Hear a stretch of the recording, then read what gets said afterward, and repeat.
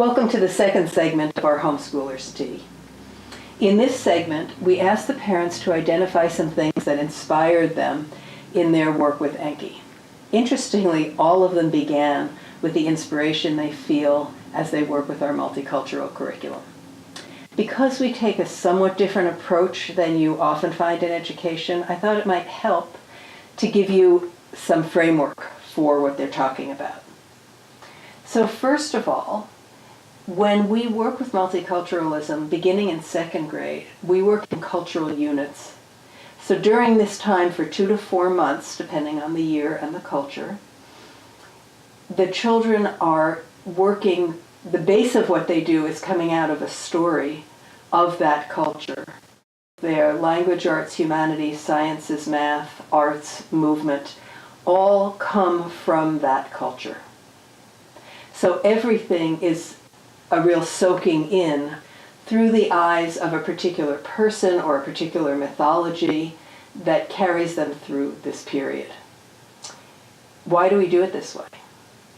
Well, basically because we feel that the child's identification with a person from another culture who's sharing the same human journey they're sharing, that's really how connection happens.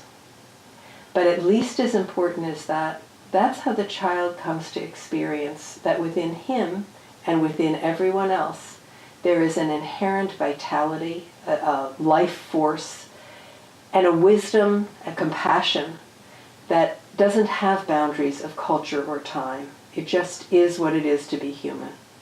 Let's go ahead and meet them. Again, I have the lens of, with Joseph now going into 8th grade, from, starting in kindergarten with the folk and fairy tales that are from around the globe and continuing that in 1st grade. And for that young child, there wasn't an awareness for them that these stories are coming from around the globe. That was just their experience. They experienced this story that really met them, but through the lens of so many different cultures. I was always drawn to the idea in Enki that wisdom and vitality is the birthright of everyone on the planet, regardless of what culture they live in. And I have a degree in anthropology. And Phineas absolutely fell in love with Mirabai. And he cried when Mirabai was over and there was nothing left. And I said, we have one more story. And it was the follow-up story. And he was so excited. He danced around. He's an interpersonal person. That's his learning style. He lives through other people's words and stories, and it'll be really interesting. And I think it's going to break his heart when we finish, and I think he's going to dance for joy when we start a new group in the spring. The experience I had with Joseph was when he was in 5th grade and we were doing our India unit, and we'd had story and music and dance and food and language, and he had really connected and identified. There was part of the story work included some deep journey work that he was doing himself, so he was very connected with this culture. And then we went toward the end of our unit to a celebration at the Hindu temple. And as I sat there beside him, here's a 5th grader, what is that, 10, 11 at the time? He was probably 10. And for 2 hours, he sat just fully open and absorbed in this experience. And what made it stand out for me even more was that behind us, a couple that looked to me like college students also had come to the experience. Obviously, similar to Joseph and I, to come experience this other culture. But there they sat with notepads and they looked around, and they stayed for about 15 minutes and then they left. They'd gotten their peek at the Hindu Diwali celebration.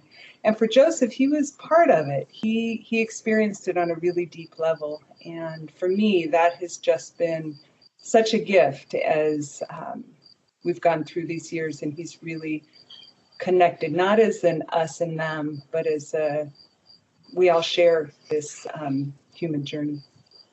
I was thinking when you were when you were speaking about the multiculturalism, in particular about experiences of oppression, and I think that because we're working from within a group of people or an individual, their experience, there's such a strong identification, like I heard of with Joseph.